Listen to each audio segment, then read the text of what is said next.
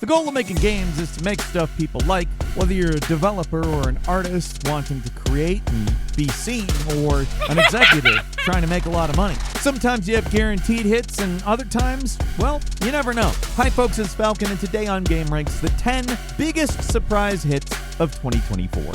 Starting off with number 10, it's Metaphor ReFantazio. And let me tell you, a lot of these games are going to be ones that you hear me say I was rooting for, and I don't think there's a better example than this one. That said, a game called Metaphor ReFantazio sounds pretty niche to expect to be a hit. Thing is, Atlus knows what the hell they're doing. They've been making Persona for God knows how long, and a lot of those lessons were put to use in the making of Metaphor ReFantazio. It's obviously a slightly different game, with real-time combat and a vastly different world, but they knew how to both tap into their existing audience as well as make something new. And if you execute that right, that should expand your audience, in theory. And, well, they did. This game is super cool. It feels like a sort of alternate world Persona where the world is a lot less normal. There's more mysticism, there's more off-the-wall stuff just in the everyday world. But the story's also different enough that it doesn't feel like retreading any of the stuff from Persona. I don't know, it's just, it was an obvious game for me. I love Atlus and their RPGs, but this thing somehow managed to reach beyond that audience, I think by being,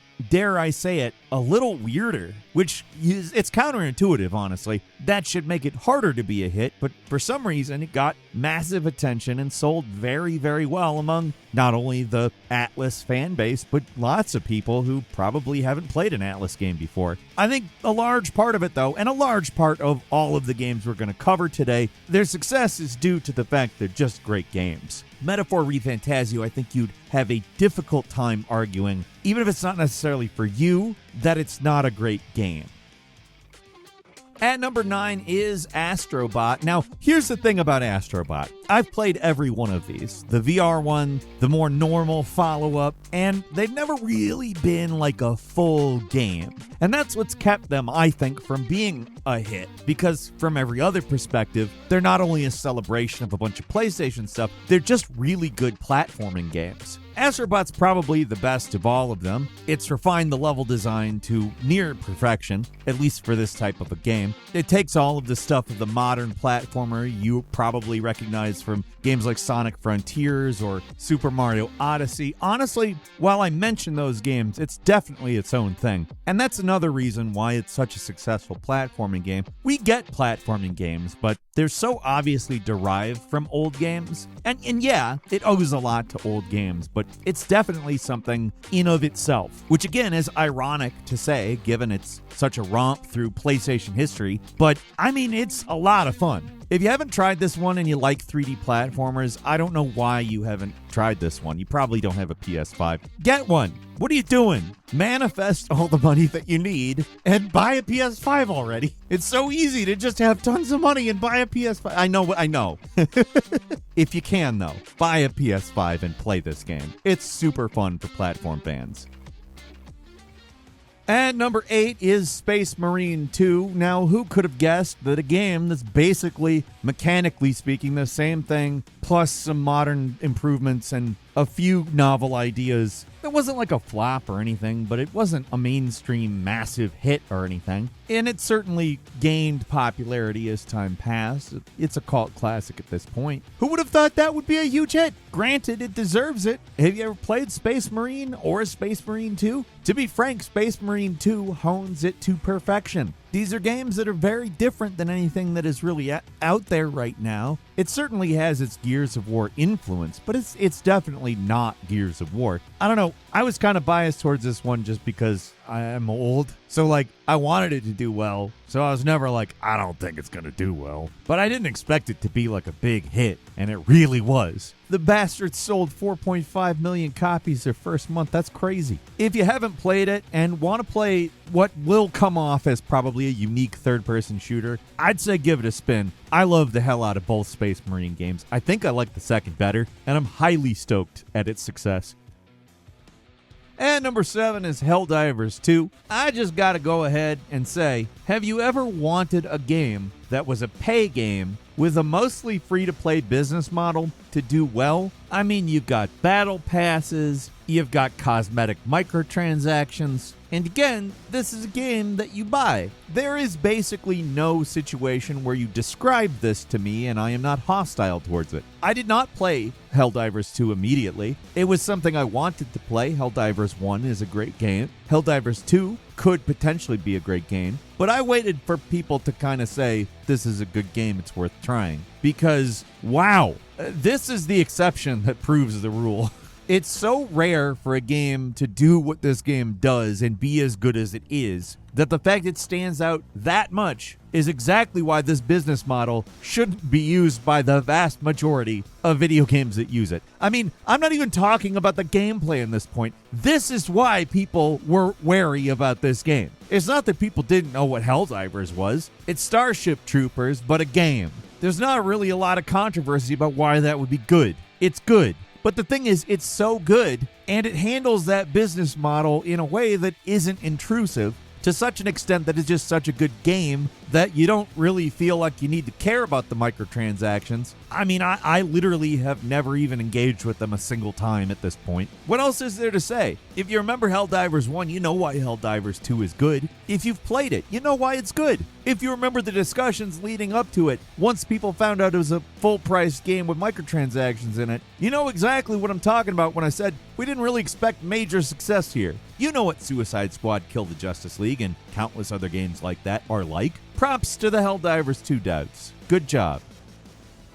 Moving on to number 6, it's Indiana Jones and the Great Circle. This is going to be the first one where I say to you, yeah, I know a lot of people were expecting it not to do well. There hasn't been an Indiana Jones game in a long time. The most recent Indiana Jones movie, while certainly better than the one before it, didn't really rock the box office. Machine Games is not known for making games like this. They're known for first-person shooters, and while those sensibilities were certainly useful in the development of this game, it's definitely out of their comfort zone. All this stuff added up to what I remember to be a lot of skepticism, and, well, I wasn't one of the skeptics. And on top of that, I expected it to do well. So this wasn't a surprise for me, but it came as a massive surprise to many that this was a good game and did very well. It's also just a unique game. I would say there's not a whole lot of games that don't feel like other games in some way at this point, and this game really does stand on its own.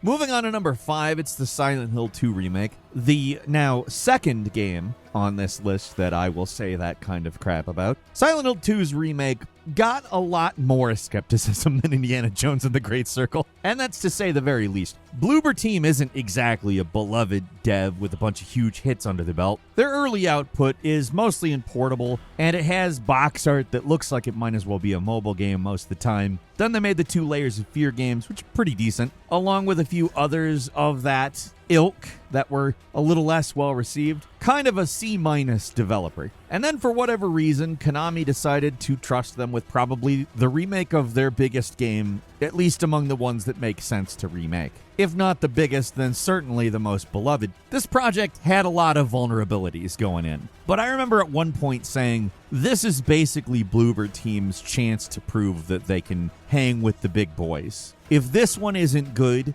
then no game they ever make is ever going to be good. And the thing is, they have made a few good games and have shown themselves capable of that. Like I said, the Layers of Fear games are pretty good. On top of that, they listened to the feedback when they put out various trailers or gameplay and people reacted negatively. They made changes. They made changes when people communicated dissatisfaction, and that showed they wanted to do this right, and they did. Man, oh man, is Silent Hill 2 a great remake of its namesake. It has everything you want in a good remake. It's essentially the same game, but expands it a little bit, not a lot, just enough to where it feels fresh without jettisoning anything super important. It looks good, it plays good, for all intents and purposes. It essentially did for Silent Hill what Resident Evil's remakes have done for Resident Evil. They've successfully brought a classic series back into the mainstream without pissing off the original fans while making a game that's very oriented towards how games are now.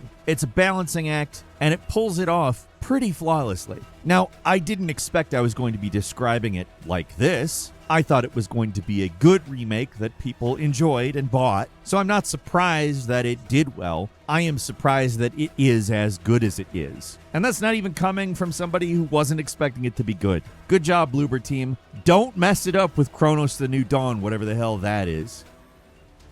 Moving on to number 4, it's Palworld. Palworld was a game embroiled in controversy, still pretty much is, but it's more legal controversy now than the controversy it was facing before. And most people are pretty much on Palworld's side with this controversy. When it first rose to prominence, people were super angry that it was copying Nintendo. The problem is the way it's copying Nintendo is the way that any genre starts. And Palworld is also actually pretty different from Pokemon. It's certainly not Pokemon. It's more of an action survival game with Pokemon elements. And with that description, I don't understand why you wouldn't want to play it. An action survival game with Pokemon elements? Those words together sound great, and it is great. I didn't expect it to do well, but when I first saw the name crop up, I was like, you know what? This could be good. And it was. But on top of that, it sold gangbusters, which I did not expect. Although, in retrospect, maybe I should have, on account it does a lot of what Pokemon does, but a lot better than the recent Pokemon games, which have been riddled with bugs and bad performance. While it's definitely a different experience, having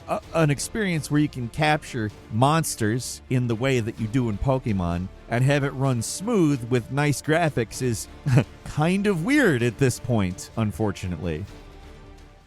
At number 3 is Once Human. Let me go ahead and say on record, I've pointed out a couple of these games as games I expected to do well. This was one I outwardly expected to bomb. Not because it isn't cool. It is cool. Not because it's got bad graphics or isn't distinct. It has great graphics and it definitely sets itself apart. It's that from the outside, it's kind of hard to understand what the hell's going on with it. In the lead up to Once Human, a lot of the thoughts I had about it were, what the hell is this game actually? And while that is me being curious about something and probably going to at least try it out, a lot of the time when gamers think, what the hell is this thing? They don't. And it's certainly not because gamers are not curious. It's that, well, most of them, their job isn't video games, and keeping up with video games kind of actually is a job nowadays. But Once Human, I mean, it's cool as hell. It's got a really unique world, a really unique aesthetic. In some ways, it kind of even reminds me of older games just in how it looks, despite the fact it is also very pretty. There's something very old school about it, and I love that. The big monsters you end up fighting, they're fun as hell. I mean, this is a very good game. And in my opinion, that's probably why it did well. It piqued enough people's curiosity, and once the very positive reviews started piling up, it's kind of hard to deny.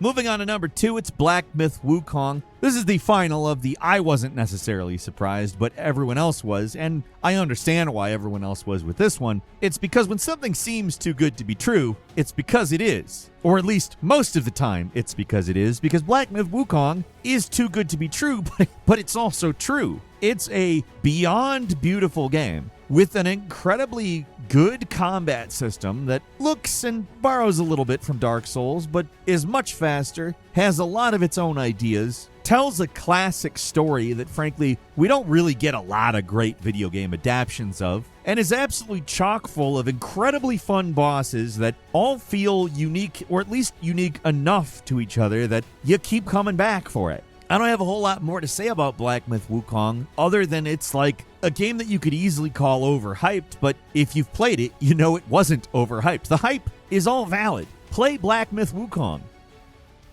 And finally, at number 1, it's S.T.A.L.K.E.R 2. This was a game I was fully expecting not to really land. Not necessarily having bad gameplay or not being a good game, but I more mean it's been a long time since the original S.T.A.L.K.E.R, and this game went through development hell like very few other games that actually get released. Even other games that go through development hell and get released have ever been through. Like, the development hell was crazy over this game. That and the original S.T.A.L.K.E.R is kind of janky and weird, and they leaned into that. I'm not saying I don't like that. I do, because it's kind of janky and weird in a way that it's clear they understood how to make that a good thing as opposed to a bad thing. But I mean, if you add up all the components, there's no good reason for this to have done well, at least on paper. When you play it, it's like, oh, it's like better S.T.A.L.K.E.R. Still, that does kind of encase it to a sort of niche demographic, or at least that's what I thought. And then it came out and blew the lid off everything with its sales. It took 2 days to sell 1 million copies of this game. And let me tell you, I was definitely waiting on Jake's Before You Buy. And if there's any bit of skepticism you had about this game,